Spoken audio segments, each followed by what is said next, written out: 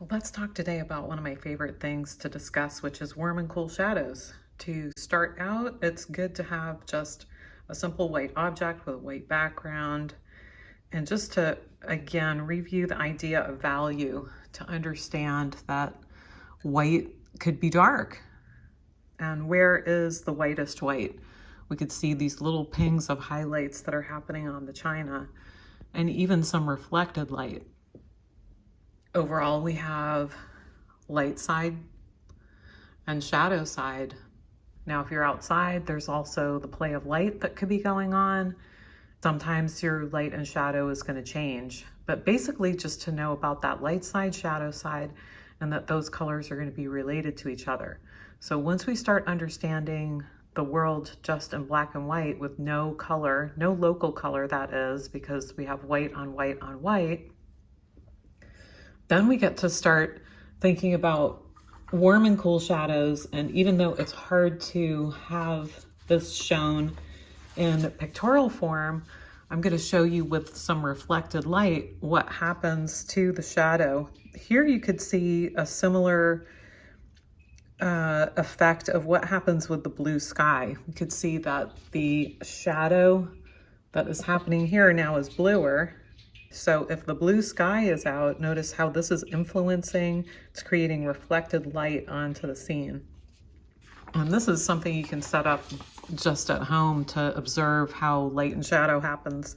And this manila folder is now creating an orange shadow. So this would be as if there was gold foliage. You're going to have some gold reflected light.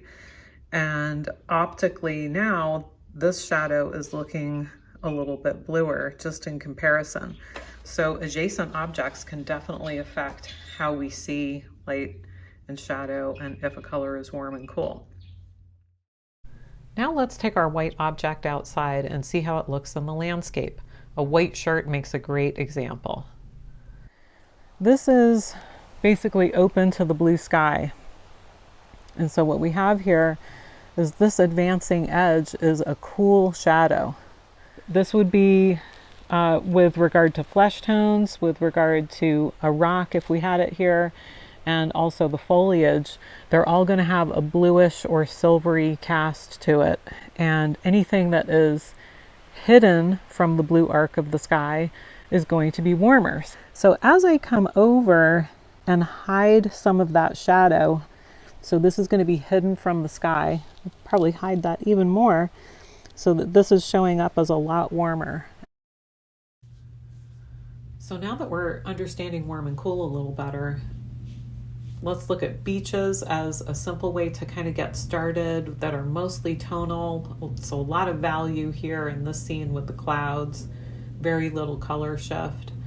So beaches or clouds, also snow scenes are going to be a good way to start mostly tonal and then ease on into color, and that idea of warm and cool shift a little bit. If you can work plein air, all the better, because you'll see better on location. You can look at tonal examples such as Wyeth or Homer that are using very small shifts of color. They're still using color shift to some degree. Also, you could review the Nature Elements video that talks about how rocks are warm and cool. And I go into a little bit further depth with warm and cool rocks on the shore here. Rocks in sun and shadow are just some of my favorite things to paint. I love what we see happening here in the landscape. So here's an example of a more cool shadow and also a cooler shadow happening here. And so where would the warmer shadows be? Well, this would be a more hidden shadow underneath the rock. And so this area is going to be warmer. And sometimes it helps, again, to look at the same kind of color object. Again, cooler, warmer. So anything engaging with the arc of the blue sky is going to be cooler. And then anything hidden is going to be warmer. If the teacup is yellow, maybe this would be a gold tree in the sunlight. You can still see that blue is really going to influence that, and this would be the blue arc of the sky. So it is going to cast some type of shadow. Yellow just creates a more intense version of golds, browns, and even red color happening in the shadow areas. But we could still see a little bit of blue creeping in here.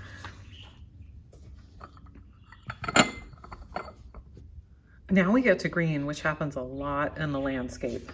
Now, if we see what is happening with this green, we could see that there is a bluish green. That shadow is still residing as blue on the white. It's sometimes harder to understand what happens to the color when we're dealing with local color plus reflected light. So this shadow is going to be cooler, this open shadow.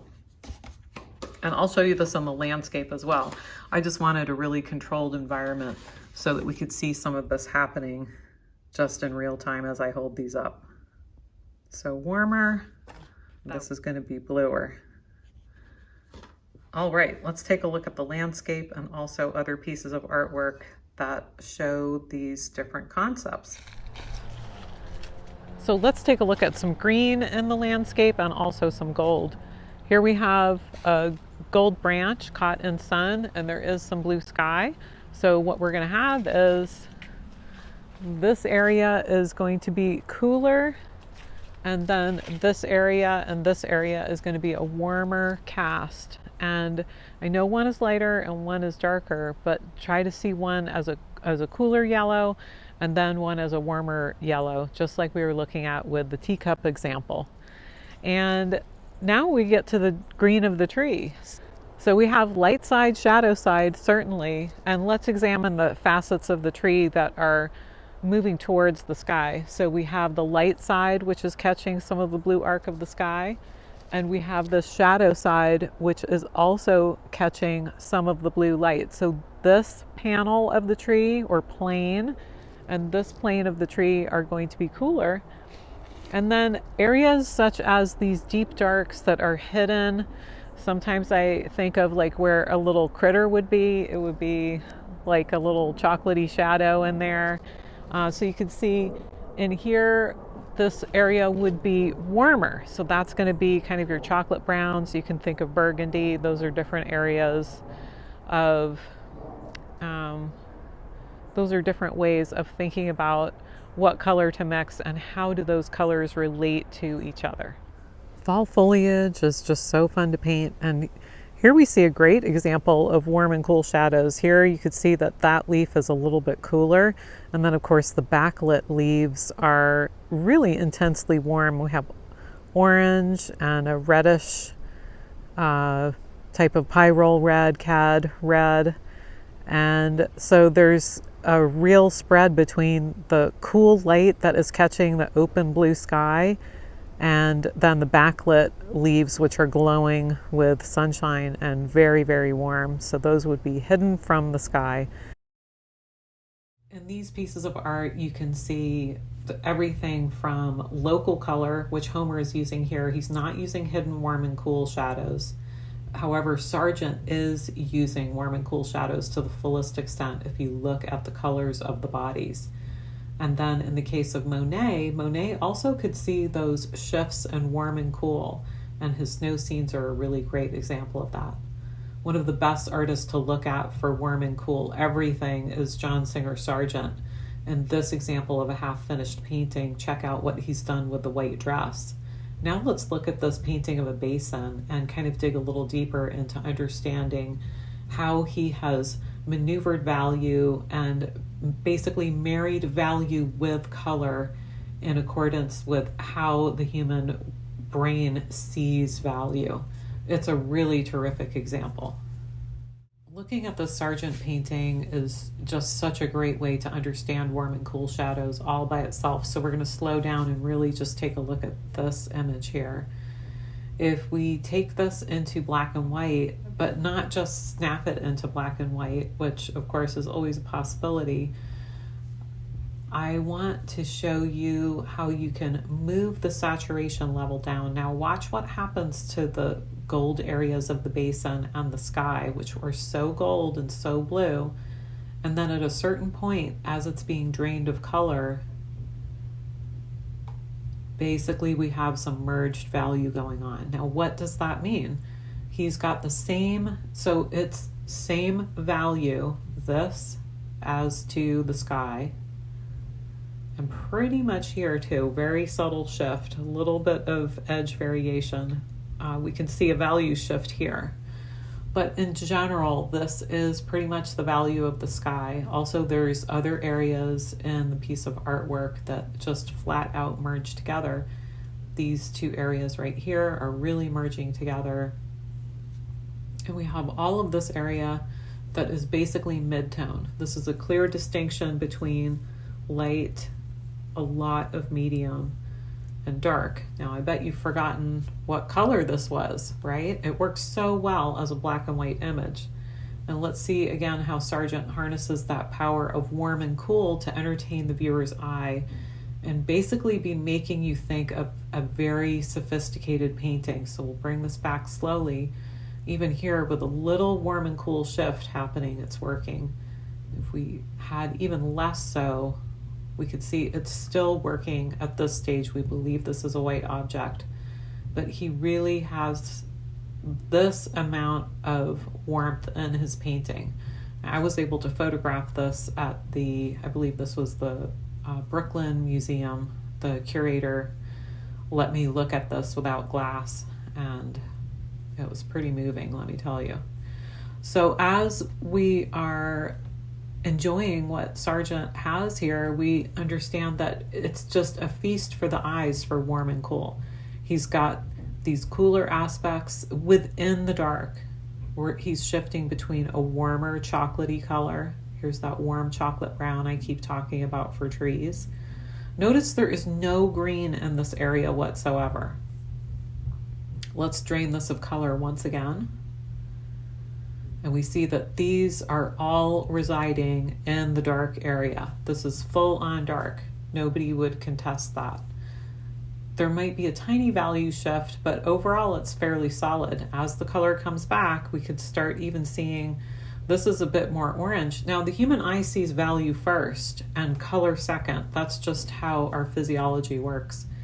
And so to really be thinking about value first and then playing around with this warm, cool shift is just such a powerful tool in your artwork. Okay, more Sargent fun with rocks. This is one image of the painting. Here's another one where you can see he's really exploiting those warm and cool shadows. He understands fully how the light is playing on the white veil of water rushing down the mountain and also the rocks. Now, if you can envision he was just looking at a jumble of rocks, then how do you get excited about that? Well, if we look closer at details of the painting, you can see that he's pushing that warm and cool. And even the camera capturing a picture of this can't take that in with the full picture. We have to look at these close-ups to understand the spread of the warm and cool that he's showing on the rock face. Here we have Frank Benson, and you can see, check out the woman's elbow with the golden glow that is reflecting, and just how the shoulder is looking a lot bluer. And next up is Joaquin Sorolla, and just doing a great job with a white shirt. And again, it's such a big painting, we have to look close at the detail to see what is happening.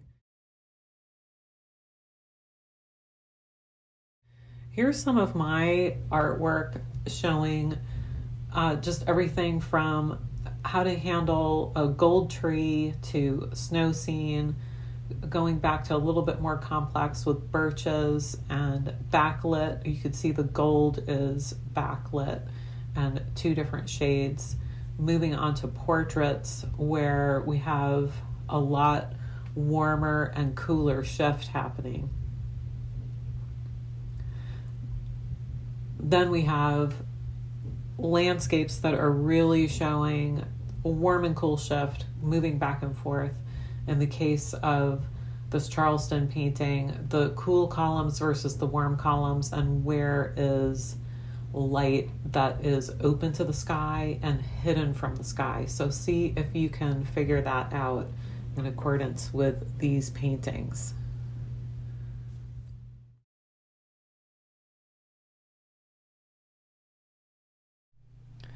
Well, in the end, we've looked at many things. We've looked at teacups and also how those colors are going to repeat in the landscape. Get outside, take a look at some white buildings, go look at some trim, go look at some rocks.